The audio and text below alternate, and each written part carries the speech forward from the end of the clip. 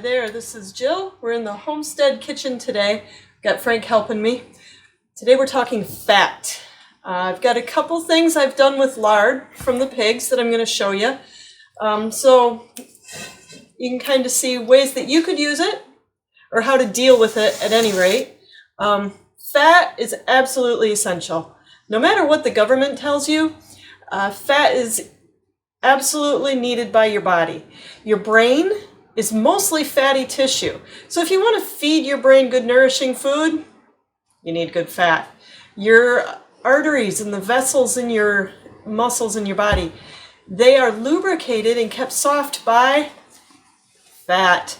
You want to avoid heart disease? Eat moderate amounts of good fat. Even if it's plant fats, those are great. Animal fats, your body absolutely knows what to do with animal fats because guess what? It identifies with it. They're essential. Your body doesn't store bad fats, fats that it recognizes in your arteries, and it uses those fats to keep them nice and soft and pliable so that they continue to function well. Heart disease went off the charts when they started telling people, eat butter, use Crisco, lard is bad, butter from cows, it'll kill you. Not true. Heart disease will kill you. Good fats in moderation are absolutely essential. So, with the good sunshine-enriched, grass-fed, and stored fat that we have from our pigs, you can make a lot of things that'll taste great and benefit your body. What I have here is lard that I rendered yesterday. It's cooled off a bit, so it's a little cloudy. I'm going to go ahead. Once I've rendered it, this is a double boiler that I heated and kept an eye on. It boiled off once all of the cracklings, which is the protein pieces, went to the bottom. I knew it was done. Then all you have to do, I'm running it through a piece of cheesecloth to get out all the little tiny bits that are still floating. There's a little bit there. You can see it's cloudy because it started to cool. When it was warm, it was absolutely clear. I'm just going to pour it through the cheesecloth. I use all stainless steel because if it's hot, I don't want it to interact with or melt the plastic colander. There you go. And there you can see the pieces of protein, which are called cracklins. What can you do with cracklins, Frank? Eat them. Yeah, these guys like it if I throw them into their scrambled eggs. They're almost like bacon bits. We've used them before to make popcorn. Throw them in the pan with a little salt. They'll render out a little more and get crispy, and then throw your popcorn in there to pan pop popcorn. And there you go. There's the cracklings. Action.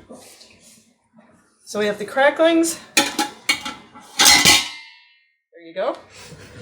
And then we have the lard down in the bottom. And I'm going to put this in freezer containers. I'll put it in the freezer because it stores better long term.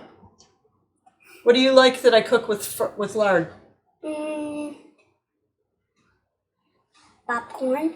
Popcorn. Biscuits. Yeah. We use it in our baking. We're going to have Biscuits and gravy. Biscuits and gravy. We're going to have chicken nuggets fried in lard for lunch. Mm-hmm. Yummy. So this lard, as I use it, I'll pull it out of the freezer, and it's fine to sit on the counter. Our pigs are raised outside.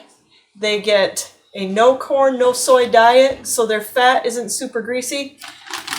It makes it safe to be on the counter for, a month even while I continue to use it. It doesn't get rock hard on the counter, but the fat is fine on the counter because of the way we've raised the pigs and taken care of them. Okay, the other way I'm going to show you that we deal with fat is an old-fashioned way called lardo. Different places sometimes call it different ethnicities. I'm just showing you how I made it. This is a chunk of fat in salt. It's that easy. I let it set for about a month. and it's good to go. I put a whole lot of paprika in this one, so that's the red. We left the rind on, that's the skin. Helps protect it. Frank and I are going to give it a try here. I'm just going to brush some of the salt off. That's all you have to do. When we get done with it, I can go ahead and hang it right up in the kitchen, and it's perfectly preserved. So see, fat is fun. Not only does it add all the flavor to your food, good fat is where all the flavor is in your food. You can make it all sorts of interesting. And take a chunk off. I use this, I'll take a chunk off of this. You can see the rind is right there. That helps protect this from oxidation. I'm also going to leave all the salt on it to hang it up and to keep it, because that protects it from oxidation in the sunshine. All right.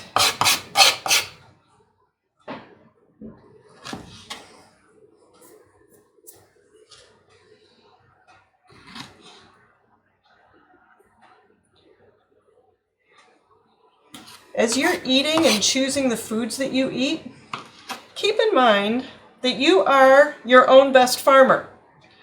The flora and the fauna in your guts is what helps you digest your food and make good use of it.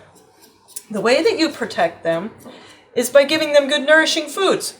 Think of them as a garden. Plants in a garden need just a few things. They need a nourishing soil with all of the nutrients in it that they need. They need sunshine, and they need water. You're not that much different.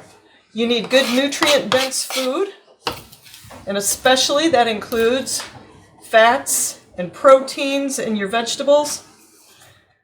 And then you need to get outside every day in the sunshine, and you need to drink lots of water. Those are the top 3 best things. Well, and then go to bed at night. But if you can nourish yourself in those ways, your health will be steps ahead. Here's the lardo I cut off. This is preserved. This is perfectly good at room temperature. This has never been refrigerated or frozen. You want to try it? Sure. Let me cut you a really thin slice. I'll cube this up, throw it in a pan, let it render a little bit, then add eggs or vegetables, whatever it is we're having. Good fat helps lubricate your body. It feeds your brain. The vitamin D that's stored in this does all sorts of good things for your body. You know you need lots of vitamin D. How is it? Good. You like it? Yep. The paprika's excellent. Mm-hmm. Slides right down your throat, doesn't it? Yeah. So there you go. There's lardo. The couple ways to keep fat, a few reasons why you need fat, and lots of good fat in your diet. And that's what we've got for you today. This is Jill in the Homestead Kitchen.